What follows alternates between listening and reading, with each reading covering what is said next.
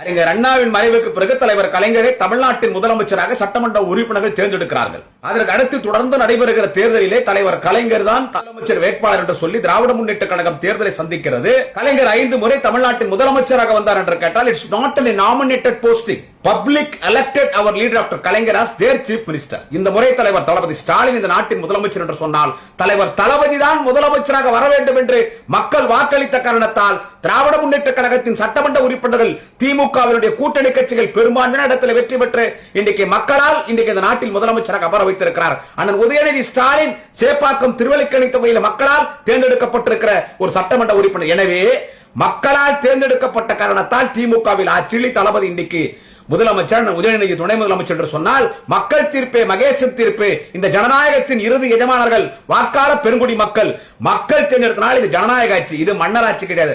உனக்கு அதுவே தெரியலடா ஆதாஜோனா, உனக்கு அதுவே தெரியல.